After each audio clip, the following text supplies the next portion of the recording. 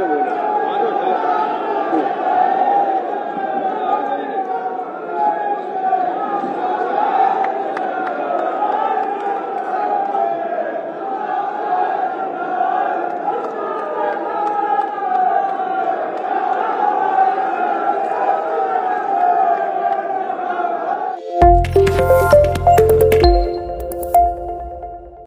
पार्टियों के लोग हैं, एकाध दल के लोग नहीं दिख रहे हैं।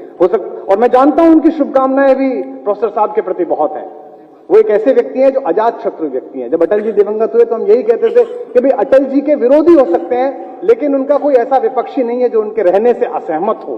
कुछ लोग जिनके रहने से शोभा होती है। आज हेमंत जी ने बड़ा सुंदर शब्द दिया रामगोपाल जी को कि रामगोपाल जी उत्सव मूर्ति हैं। वे भारतीय जनता पार्टी से लेकर समाजवादी पार्टी तक सबकी राज्यसभा में उपस्थिति होने के बाद उत्सव मूर्ति हैं। और एक मुझे सबसे सम्मोहक आज लगा, जो मनोज ने भी नोट किया, कि नेताजी जब मंच पे आए तो उन्हें इस बात की चिंता नहीं थी कि इस मंच पर कौन बैठा है, उन्हें चिंता थी नीचे कौन बैठा है। और आयु जब बढ़ती है तो बचपन लौटता है। कल भी मैं देख रहा था जब अखिलेश ने संभाल रहे थे, जब उनको कह रहे थे कि आप बैठ के बोल दीजिए, तो उनके अंदर जद्दोजहद थी कि नहीं, मैं खड़े होकर सबका सम्मान करूं, सबका हाथ हिला दूं, सबसे संवाद कर दूं।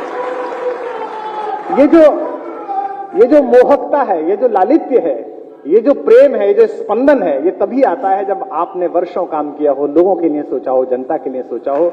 मैं इस पुण्य अवसर पर बहुत बहुत शुभकामनाएं देता हूं। मैं इस मंच पर केवल हमारे जो अनुज मनोज है, इनके अतिरिक्त सबसे आयु में छोटा हूं, इसलिए मैं केवल शुभकामनाएं दे सकता हूं।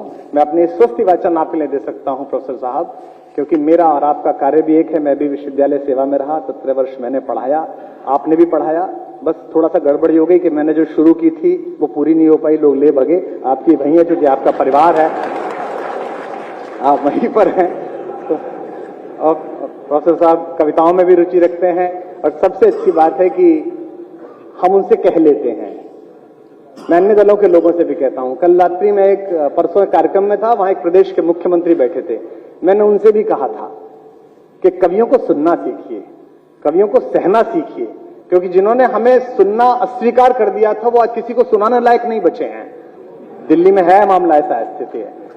तो सुनना सीखिए, ताकि लोग आप, कई बार सत्ता अहंकार देती है, सत्ता आपको गुरूर देती है। जब आप इससे नीचे उतरते हैं तब आपको पता चलता है। छत्तीसगढ़ में मैं एक मंत्री महोदय के साथ यात्रा कर रहा था चुनाव से 2 महीने पहले, तो मुझसे बोले कि क्या हाल है, तो मैंने कहा जमीन हिल रही है, नहीं जीतेंगे। उन्होंने मानी नहीं, चूंकि हवा में थे वो। थोड़े दिन बाद सचमुच हिल गई और फिर नीचे आ गए। तो आज आप संघर्ष के पथ पर हैं और आपको राजपथ तक पहुंचना है। इसके लिए आवश्यक है कि आप इस मंच पर बैठे हुए जो 4 महत्वपूर्ण लोग हैं, इनमें आपके पास कविवर उदय प्रताप जी जैसी चिंतना होनी चाहिए, आपके पास मुलायम सिंह यादव जी जैसा संघर्ष होना चाहिए, आपके पास प्रोफेसर रामगोपाल जी जैसी योजना होनी चाहिए, और आपके पास अखिलेश यादव जैसा उत्साह होना चाहिए। तब जाकर आप तो मेरी शुभकामनाएं प्रोफेसर साहब को हैं।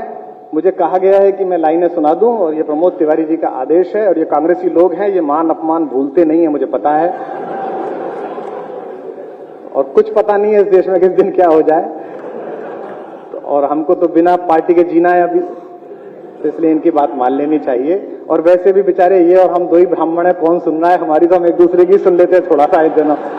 ऐसा भी है, निवेदन कर। हाँ, अब ये है हमारा छोटा भाई, ये भी मौजूद है। तू तो अब समाजवादी हो गया है पूरा पक्का वाला। प्रोफेसर साहब ने 75 वर्ष बिताए हैं। मैं एक छोटा सा गीत आपको सुना देता हूं। जब आप सार्वजनिक जीवन में होते हैं, जब आप राजनीतिक जीवन में होते हैं, तो जो लोग आपको मिलते हैं उनके विषय में आपको पता नहीं होता है कि ये शत्रु हैं या मित्र हैं। इसमें कई बार धोखा खा जाते हैं। मैं भोगा हुआ बता रहा हूं, मुझे भी नहीं पता था। तो आपको पता नहीं चलता है कि लोगों का रास्ता क्या है, लोग आपको प्रयोग कर रहे हैं या आप उन्हें प्रयोग कर रहे हैं। धीमे धीमे राजनीति सिखाती है, अनुभव सिखाता। तो मैंने एक गीत लिखा था उस अनुभव पर, छोटा सा गीत है, सुन लीजिए। अवसर नहीं है लेकिन इच्छा है, सबका मन है, तो मैं प्रोफेसर साहब आपके लिए विशेष रूप से सुना देता हूं, सुनिएगा। और ये उनके तो जीवन का सार है, प्रोफेसर रामगोपाल जी के, और हमारे जो युवा नेता हैं अखिलेश जी, उनके काम आएगा ये। कि इतनी रंग बिरंगी ही दुनिया, इतनी रंग बिरंगी दुनिया दो आंखों में कैसे आए, इतनी रंग बिरंगी दुनिया दो आंखों में कैसे आए, हमसे पूछो इतने अनुभव एक कंठ से कैसे गाए। इतनी रंग बिरंगी, तालियां ही पेमेंट हैं, ध्यान रखिएगा।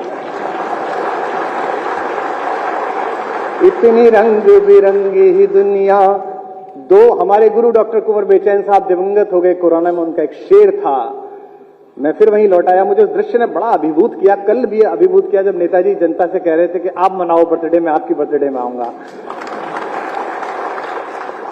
बड़प्पन पदों से नहीं होता, बड़प्पन अंदर होता है। कुंवर जी का शेर है कि मैं कई बड़े लोगों की नीचाई से वाकिफ हूं, और मैं तो हूं ही। मैं कई बड़े लोगों की नीचाई से वाकिफ हूं, बहुत मुश्किल है दुनिया में बड़े होकर बड़ा होना। तब कह रहा हूं कि इतनी रंग बिरंगी ही दुनिया। सुनिएगा बंद, एक एक पंक्ति पर आपको एक चेहरा याद आएगा, पार्टी में काम करता हुआ, सदन में काम करता हुआ, इधर से उधर दूसरे दलों में आता जाता, अगर याद आए तो वह करना। इतनी रंग बिरंगी ही दुनिया, ऐसे उजले लोग मिले, ऐसे उजले लोग मिले जो अंदर से बेहद काले थे। ऐसे उजले लोग मिले जो अंदर से बेहद काले थे, ऐसे चतुर मिले जो मन से सहज सरल भोले भाले थे। ऐसे चतुर मिले जो मन से सहज सरल भोले भाले थे। ऐसे धनी मिले जो कंगालों से भी ज्यादा रीते थे। ऐसे धनी मिले जो, अभी ये चुनाव चल रहा है, आपको धन का संकट है, अभी सत्ता आ जाए धन का संकट, आप देखना क्या स्थिति हो जाएगी। ये ऐसे धनी मिले जो कंगालों से भी ज्यादा रीते थे। ऐसे मिले फकीर जो सोने के घट में पानी पीते थे।